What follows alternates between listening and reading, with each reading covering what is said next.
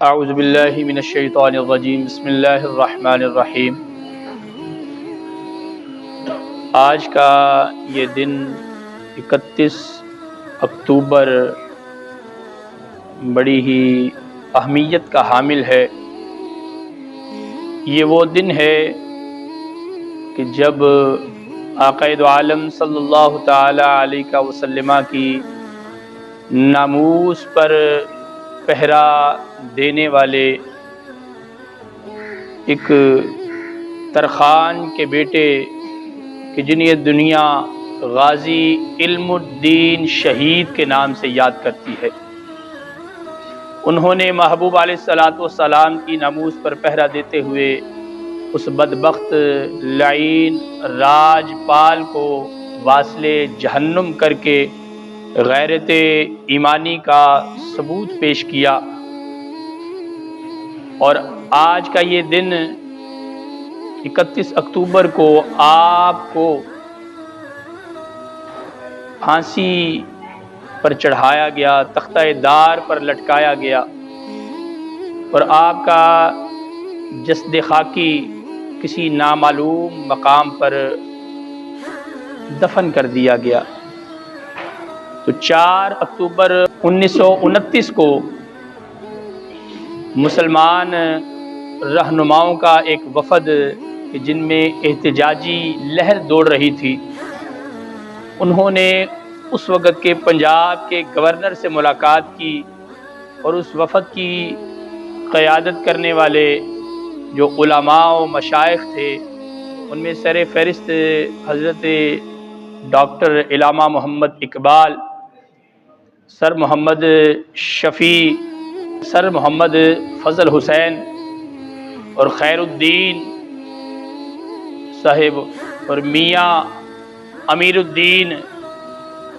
یہ اس وفد کے اندر شامل تھے۔ اس وقت کے گورنر سے ملاقات کی اور گورنر پنجاب نے یہ شرط عائد کی کہ اگر یہ جو وفد میرے پاس آیا ہے یہ وفد اس بات کی یقین دہانی کرائے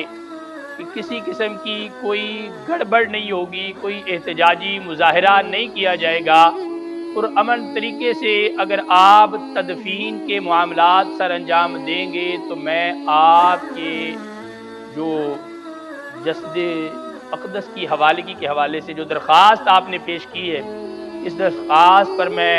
سگنیچر کر دیتا ہوں، اس درخواست کو منظور کر لیتا ہوں اگر آپ مجھے اس بات کی یقین دہانی کروائیں گے۔ تو جو وفد گیا تھا انہوں نے اس بات کی یقین دہانی کروائی اور 13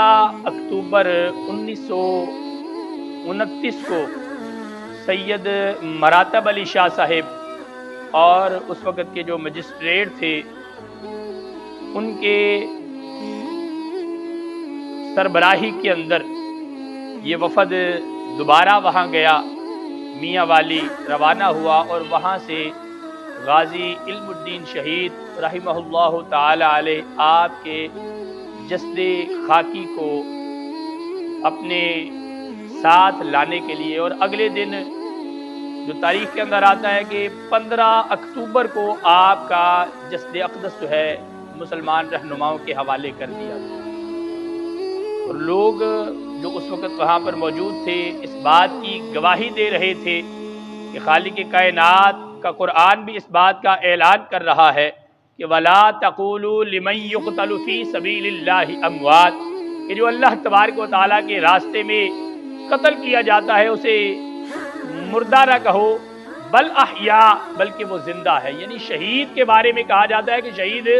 زندہ ہے، اور لوگوں نے اس بات کی گواہی دی کہ جب غازی علم الدین شہید رحمہ اللہ تعالی علیہ آپ کے جسد خاکی کو 2 ہفتوں کے بعد جب ان کی قبر انور سے باہر نکالا گیا تو آپ کا جب چہرہ اس پر سے کفن کو ہٹایا گیا نا تو چہرے پر مسکراہٹ تھی، ہونٹوں پر تبسم تھا، اور چہرہ انور پر ابھی بھی وضو کے وہ قطرات جو آپ کو غسل دیا گیا تھا، غسل کے جو قطرات جسم پر باقی رہتے وہ ابھی بھی نمایاں تھے، اور چہرہ 14ویں رات کے چاند کی طرح کھل رہا تھا۔ یعنی اس بات سے یہ پتہ چلتا ہے کہ جو حضور علیہ الصلوۃ والسلام کی ناموس پر پہرا دیتے ہوئے اس دنیا سے چلا جائے نا وہ شہادت کی موت مرتا ہے اور اسے کبھی بھی مردہ نہیں کہنا چاہیے۔ اور غازی علم الدین شہید رحمہ اللہ تعالی علیہ، آپ کا جنازہ بھی بڑا تاریخی تھا۔ اس وقت لاہور کی سرزمین پر جو سب سے بڑا جنازہ ہوا نا، غازی علم الدین شہید کا جنازہ، 6 میل تک لوگوں کا ہجوم تھا، اور اس وقت کے اعداد و شمار کے مطابق سب سے بڑا جنازہ تقریباً 6 لاکھ کے قریب علماء و مشائخ اور مسلمانوں نے غازی علم الدین شہید کا نماز جنازہ پڑھا۔ جو اللہ اور اس کے رسول صلی اللہ تعالی علیہ وسلم کی ذات پر اپنا تن من دھن ہر چیز قربان کر دیتا ہے نا، پھر اللہ تبارک و تعالیٰ بھی دنیا والوں کو اس کی طرف موڑ دیتا ہے۔ تو اللہ تبارک و تعالیٰ کی بارگاہ میں دعا ہے کہ رب ذوالجلال ہمارا غازی علم الدین شہید رحمہ اللہ تعالی علیہ کا ذکر خیر کرنا اپنی بارگاہ کے اندر قبول و منظور فرمائے۔ وآخر دعوایا ان الحمدللہ رب العالمین۔